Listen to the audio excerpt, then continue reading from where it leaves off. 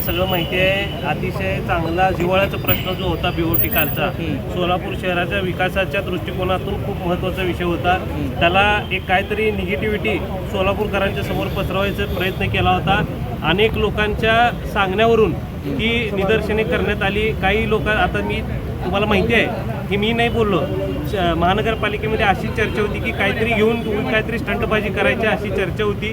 त्या माध्यमातून ते वक्तव्य केलं असेल. आपल्याला माहिती आहे BOT हा प्रकल्प सोलापूर शहरवासियांसाठी खूप महत्त्वाचा विषय होता.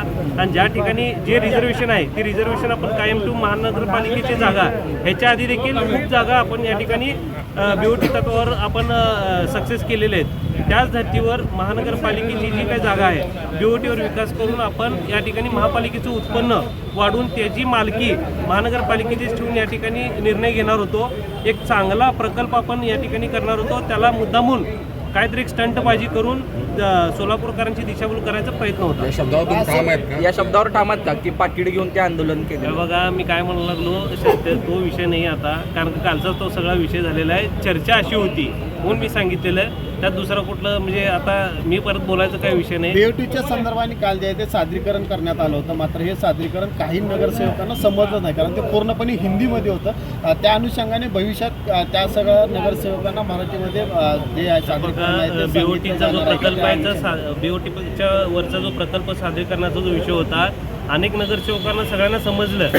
ते पहिला इंग्लिशमध्ये बोलत होते, त्याच्यानंतर काही नगरसेवक म्हणले मराठी नाही तर हिंदीमध्ये बोला म्हणून ते हिंदीमध्ये प्रेझेंटेशन केले. बऱ्याचशा नगरसेवक लोकांना सगळ्यांना हिंदी समजलेलं आहे. आणि ज्यांना कोणाला काय थोडीशी अडचण झाली त्यांना मराठीमध्ये तिथले जे प्रशासन अधिकारी आहेत त्यांनी सर्वांनी समजून सांगितलेलं आहे. त्या अनुषंगाने परत भविष्यात बैठक वगैरे घेऊन नगरसेवकांना पुन्हा एकदा BOT आता हे बघा, प्रोजेक्ट आहेत किंवा काय प्रोजेक्टला आपण 2 प्रोजेक्टला या ठिकाणी मान्यता दिली आहे. महाराष्ट्र राज्य शासनाच्या वतीने जो काय त्यांच्या अटी आहेत, त्यांच्या अटीच्या नियमात आपण बसून 2 प्रकल्पाला या ठिकाणी मान्यता दिली आहे. भविष्यात आपलं सोलापूर ज्याप्रमाणे पुणे आणि मुंबई ज्याप्रमाणे धर्तीवर ज्याप्रमाणे BOT प्रकल्प सक्सेस होऊन ते महानगरपालिका सक्षम झाली, त्याचप्रमाणे सोलापूरची महानगरपालिका देखील सक्षम व्हायला पाहिजे. अशा दृष्टीने अनेक प्रकल्प, जवळपास 28 प्रकल्प आपल्या सोलापूर शहराच्या शासनाच्या वतीने आलेले आहेत. ते देखील भविष्यात पुढे येतील असं सांगायचं. 2 जागांसाठीचा जो आहे तो काल ठराव जो आहे तो झाला, परंतु अशा किती जागा ज्या आहेत ते तुमच्या कार्यकाळात ज्या आहेत ते BOT तत्वावर दिला आणि विकासाचा कुठेतरी माझ्या कार्यकाळ म्हणण्यापेक्षा महाराष्ट्र राज्य शासनाने या ठिकाणी एक नियम केला आहे.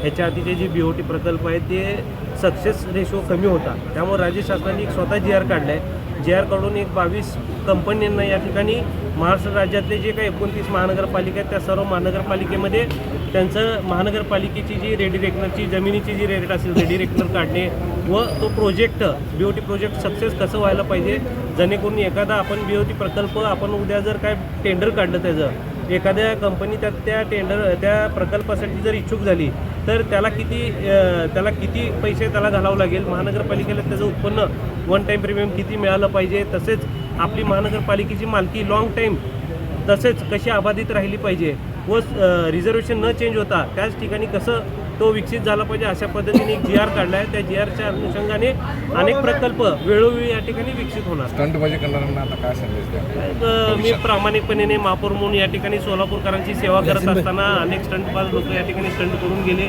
तुम्हाला माहीत आहे, ह्याच्या आधी देखील विकास कामं करत असताना हेच लोक आता काल जे काय स्टंट केले, काल बोर्डामध्ये आमचं जेव्हा बजेट झालं, बजेटमध्ये पण BOTला या ठिकाणी एकमताने मंजुरी दिली होती.